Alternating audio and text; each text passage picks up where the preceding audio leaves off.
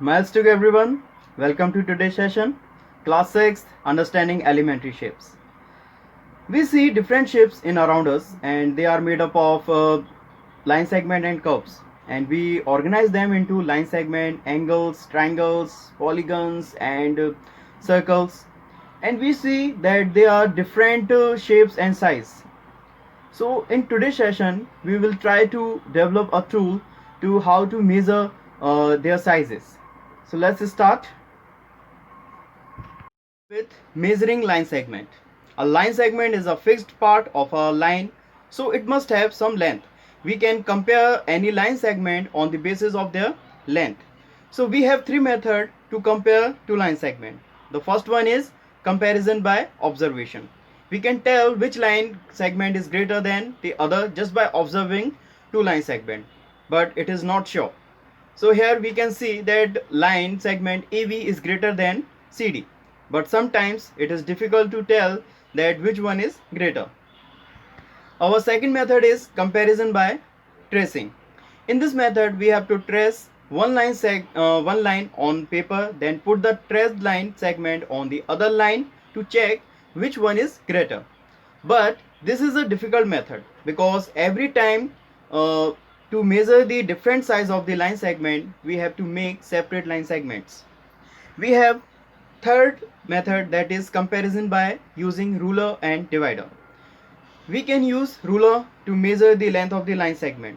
For this what we have to do, we will put a 0 mark at point A and then move toward L to measure the length of the line segment, but it may have some error on the basis of the thickness of the ruler, but this could be made accurate by using a divider.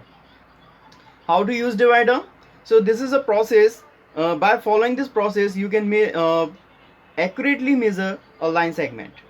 So first of all what we have to do, put the one end of divider on point A and open it to put another end on point B. Now pick up the divider without disturbing the opening and place it on the ruler so that one end lies on 0. Read the marking on other end and we can compare the two line segment. This is the most accurate measurement you have got. Now understand angles, right angle and straight angle. We can understand the concept of right angle and straight angle by the direction. There are four directions: north, south, east and west. When we move from north to east, then it forms an angle of 90 degree, which is called right angle. This is also called 1/4 of a revolution. When we move from north to south, then it forms an angle of 180 degree, which is also called straight line, and we can also say that it is a half of revolution. When we move from right angle in the same direction, then we reach to same position again. That is, if we make a clockwise turn from north to reach to north again, then it forms an angle of 360 degree, which is called a complete angle. This is also called a complete revolution. There are so many other type of angles which are not right or straight angles. These are acute, obtuse and reflex angle. So what is acute angle? An acute angle is less than right angle. So that means all the angles which are less than 90 degree are called acute angle. Now what is obtuse angle? An angle greater than a right angle and less than straight angle is called obtuse angle. That means all the angles which are greater than 90 degree but less than 180 degree are called obtuse angle. Now come to reflex angle. Angle greater than straight angle is called reflex angle. That means all the angles which are greater than 180 degree but less than 360 degree are called reflex angle. Now come to measurement of an angle. How to measure an angle?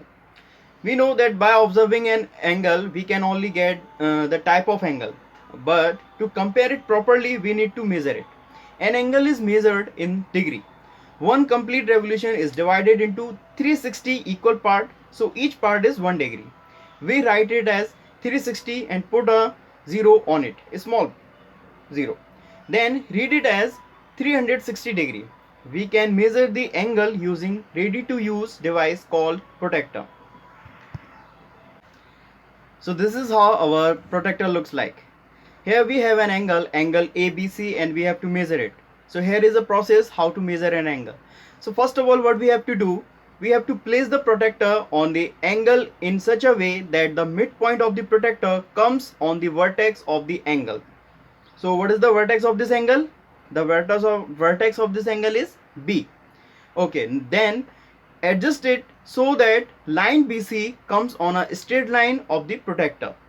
Then read the scale which start from 0 degree coinciding with the line BC. The point where the line AB comes on the protractor is the degree measure of the angle. So hence we have found the angle of this measurement of this angle.